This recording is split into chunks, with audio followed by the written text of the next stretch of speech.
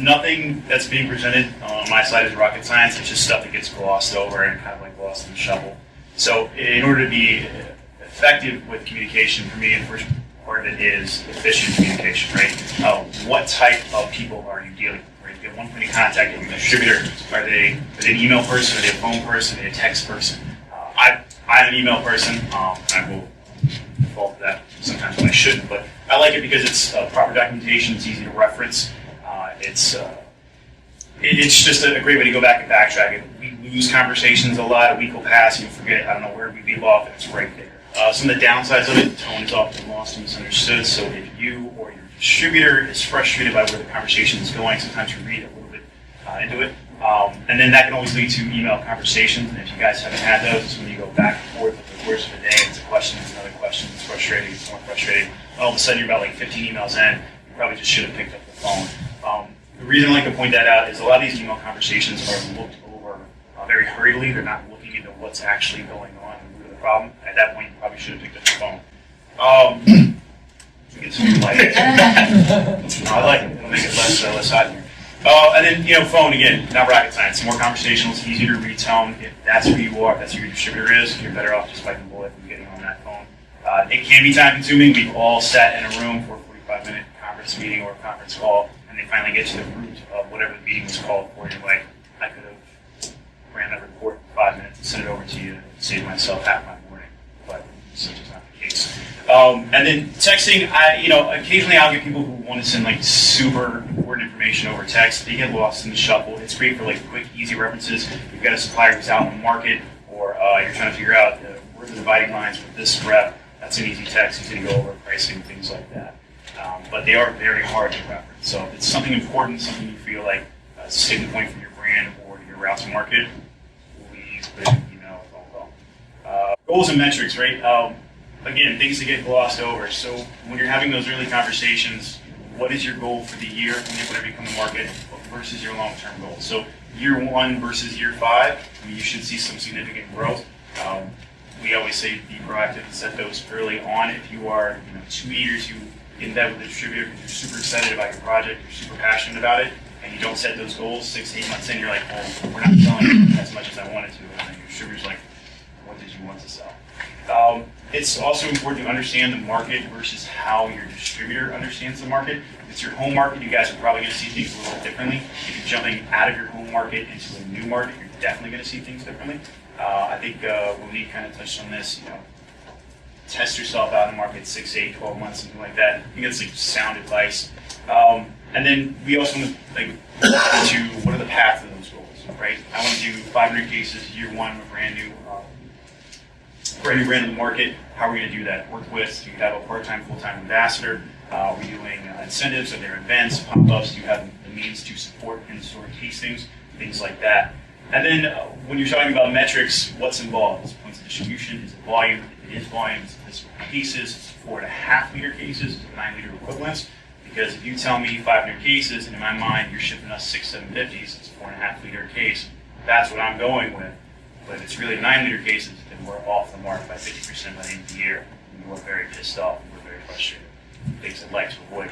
And then I always say for people who are coming in the market maybe later on in the year, maybe doing a soft launch, look at points of distribution, look at cocktail placements versus off-premise displays. It'll allow you to kind of give a better feel for what the market is doing with your brand, as opposed to putting a hard volume goal on it. So sometimes that kind of takes us into the next slide in a hot second about launching versus soft launching. Last but not least, depletions. If your distributor does not provide you with monthly depletions, that's something you should scream at the top of your lungs for if you know how you're doing. Ideally, you guys get account level depletions. That's the easiest way to show. Did an account order the last 3 months in a row? Did they order 6 months in a row and fall off for 2 months? What's going on there? On my end of things, I love it when a brand comes to me and says, hey, you know what, May was great, June was weird, what happened there? I'd rather have that conversation at the end of June as opposed to having it at the end of September when 3 or 4 months have gone by. So being on top of your depletions, definitely something worthwhile. Well said.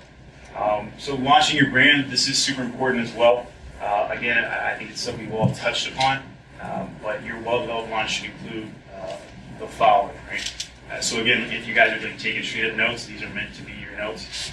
Know the state you're walking into. Is there state registration? If there is in New York, are you doing it? Is your distributor doing it? Price posting, what does that schedule look like? Has anybody gone through price postings for New York State? Enough of you. I got one guy. How enjoyable was it? 2 months out. Yeah, yeah. So, if you're looking to hop into New York State, yeah, right now you're looking at an August 1 launch. And then, looking at things, states like Connecticut, are you going to post off? Can you do quantity discounts? States like New Jersey, you're doing a RIP in order to get down to that quantity level. Are you playing into seasonality, right? If you're a gym and you're trying to launch in the Northeast in October, maybe not the best time, so maybe just like more of a soft launch and then like go hard launch come February, March. And again, talking about cocktail changeover, is there any sort of like off-premise buying calendar, especially when we're talking about chain-driven states, so less New York. What do your work widths look like? I know from the distributors that I work for, again, touching upon what Jason said, let's calendar it out as far out as we can possibly go. If you guys are looking to launch with us, we don't want to talk about work widths that are going to happen in 2 weeks. That schedule's already been taken up. We want to talk about work widths that are going to happen 3, 4, 5 months down the line, ideally. And then sales team education. So this is a big thing. My advice is 2 or 3 weeks before you do your launch, whether it's a hard launch or a soft launch, get in front of your sales force, get enough time, like a 15, 20-minute slot. Probably not enough, depending upon what you're going over. But you want to have everybody taste it. You want to leave samples. If there's any swag you guys can leave behind, anything to be memorable. Always a good idea. And then when you come back around 6 to 8 weeks after that initial launch, present it again. Assume there's going to be a new face. Assume somebody's going to miss something the first time around. Sales team education is a crucial part of what you guys are doing. And then last but not least, kickoff event. You guys can do something that's sales team focused. Maybe it's super casual, happy hour at a family bar, or I think it's something that's more market focused. Doing something with USBG or a buyer only invite tasting day or something like that. There you go. So we're going to touch on education again as far as supporting your sales force goes. Get in front of them. Now, you can do too much. You're trying to get in front of them every month. Again, we'll kind of touch back to some of the stuff that Jason was talking about. That can be an overabundance. But that first launch, 6 to 8 week follow-up, I think once a quarter is probably the max you want to try to do if your distributor can get you in that often, and that is considered kind of often. And then look at staff education and accounts, right? Invite the distributor to come, at least the rep who covers that territory. Let them see how you educate people, how you want to see your product put in front of people, and that also plays into right what's. In terms of samples, always ask the question, right? You guys have samples? Don't get angry. A lot of times they won't. Come in prepared to outfit them with samples. Whether it's in the market, you run into people, meet up for coffee, lunch, whatever it might be, or if you're at a GSM, always ask the question. Be prepared to hand them out. If they don't have it in the bag, you have the ability to solve that right now. And then in terms of, this is more geared towards like metro reps, if you guys have smaller sizes. Does anybody work in a major metro market? We're in New York right now.